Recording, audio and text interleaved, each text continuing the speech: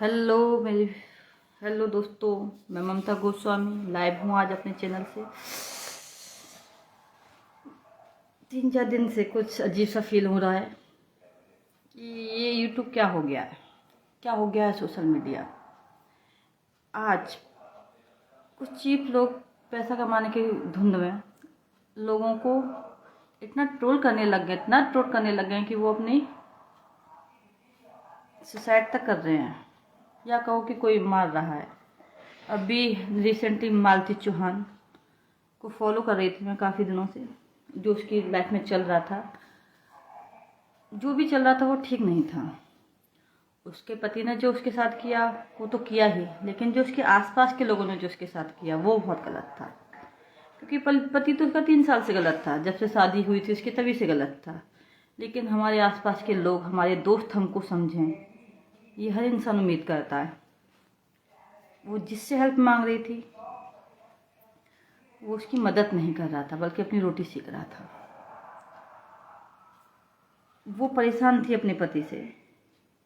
वो बता रही थी कि उसका पति उसको कितना टॉर्चर करता है। वो उस जंजाल से निकलना चाहती थी और वो निकल भी गई थी। वो समझौता कर रही थी अपनी लाइफ के साथ, लेकिन नहीं, लोगों को, समाज को ये मंजूर नहीं हुआ। और उन्होंने मालती तुम ऐसी हो, मालती तुम वैसी हो, जाओ पति के पास जाओ, तुमने ये कर दिया, वो कर दिया, फलाना कर दिया, उस लड़की को पागल कर दिया। आखिरकार वो लड़की वहीं आ गई जहां उसके लिए फांसी का फंदा तैयार था। और विष्णु राज भी उसे सिर्फ अपनी लाइफ से निकालना चाहता था।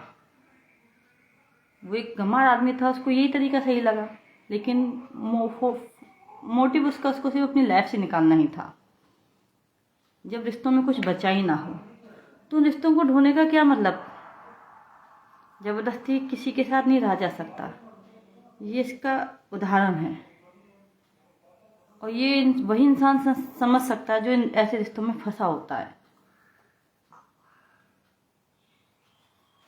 अब मालती को आपकी संवेदनाओं की कोई जरूरत नहीं है। गोरखपुरिया भौजी, राधिका राज, कोई जरूरत नहीं है, क्योंकि लाश को इन चीज़ों की जरूरत नहीं होती है।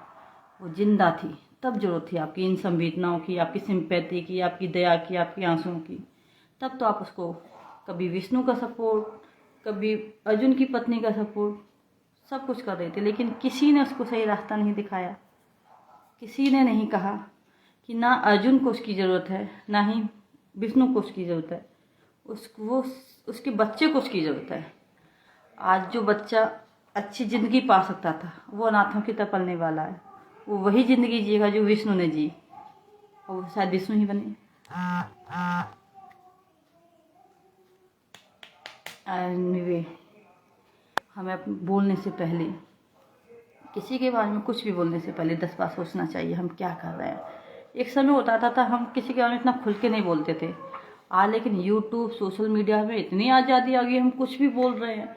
एक पति अपनी पत्नी को बदनाम कर रहा है, उसकी रिकॉर्डिंग को देख कर रहा है। एक मीडिएटर राहुल राज है ना, राहुल चौरसिया शायद, वो पूरी तरह से मीडिएटर है अर्जुन और मालती के केस में। लेकिन ऐसे राज खोल रहा है जैसे कि क्या कहते हैं, कितना बड़ा स्पाई था।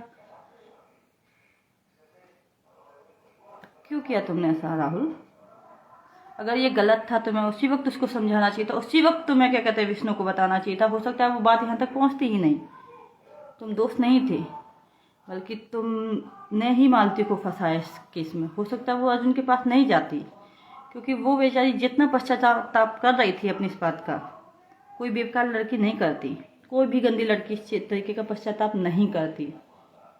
वो अंततः मर गई, आत्मग्लानि से मर गई। अगर उसने फांसी लगाई है तब भी तुम लोग जिम्मेदार हो, अगर विष्णु ने उसको मारा है तब भी तुम लोग जिम्मेदार हो। वो निकल चुकी थी इस जंजाल से, तुमने भेजा उसको वापस वहाँ पर। किसी को नहीं पता, जब रिश्ते मर जाते हैं ना तो उनमें रहा नहीं जा सकता, उनसे निकलने में ही फ़ायदा है। आपके ऊपर बीता नहीं है इसलिए आपको नहीं पता, और समाज के ठेकेदार आप लोग नहीं हैं।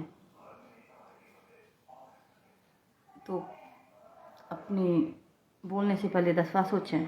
कोई मर गया, कोई अनाथ हो गया, कोई जेल चला गया, आपको क्या मिला? कुछ पैसे मिलेंगे, और वो पैसे आपकी तरक्की की तो नहीं हो सकते, वो किसी की जान लेके आपके पास आएंगे। सॉरी टू से, आई एम सो सैड। लेकिन वो उसके जितने भी दोस्त थे वो सब जानते थे कि मालती कितनी गरीब है, उसके परिवार की क्या हालत है, विष्णु उसको कितना मारता है, पर सब जानते थे। उसको उसकी परिस्थिति समझनी चाहिए थी, उसको उससे निकालना चाहिए था, बल्कि उसकी तरफ धकेल दिया। मिल गए पैसे, मिल गई संपत्ति, किसी के पास कुछ नहीं रहा, वो सब कुछ वहीं पर है, लेकिन अब उसको भोगने के लिए इंसान नहीं है। बाय।